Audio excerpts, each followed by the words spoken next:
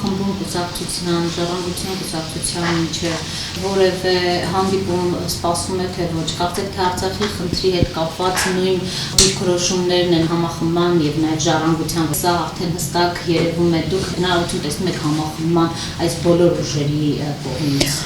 Ես պետք է ասեմ, որ այն ինչ որ դուք հիշատակեցիք, այդ կուսակցությունը դեռ նոր պետք է իր համագումարը գումարի, որից հետո հավանաբար կհրապարակի իր ծրագիրը, նոր դրանից հետո արդեն կարող ենք խոսել այդ մասին, քանի դեռ մենք չունենք այդ կուսակցության կողմից հրապարակած ծրագիր, կարծում եմ դեռ վաղ է այդ մասին խոսել։ Ռուսաստանի հետ հակոստային պաշտպանության համաձայնագրի վերաբերյալ ինչ կարծիք ունեք։ Հավանաբար այսօր կսկսվի քննարկումները այս հարցի վերաբերյալ եւ կարծիքը կհրապարակեմ հենց ազգային ժողովի ամբիոնից եւ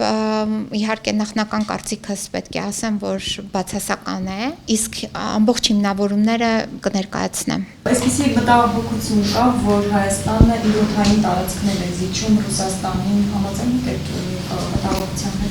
Միանշանակ համաձայն եմ, որ մենք նորից մեզ մղում ենք մի տարածք, որը մեր իր հնարավորություններն է սահմանափակելու ապագայում։ Դուք փաստորեն դեմ եք քվեարկելու։ Ես դեմ եմ քվեարկելու, այո։ Իսկ խմբակցության մյուս անդամները կողմ։ Իրենցից պետք է ճշտեք։ Դուք հիշում եք, մի քանի տարի առաջ, երբ պարոն Պուտինը ժամանեց Հայաստան, առաջի իր հանդիպումը եւ մուտքը եւ հայտարարությունը նա արեց Ռուսաստանի ռազմաբազայից, որը գտնվում է Գյումրիում, այդ պաշտոնական այցը տեղի չունեցավ, ինչպես որ նախատեսված է արարողակարգով Երևանից, այսինքն նա չեկավ մայրաքաղաք,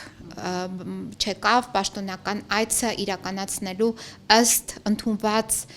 միջազգային արարողակարգի, անտեսեց, սա արդեն այն էր խոսում, որ եւ ինքը հայտարարություն արեց, որ мы никогда не уходили из Кавказа,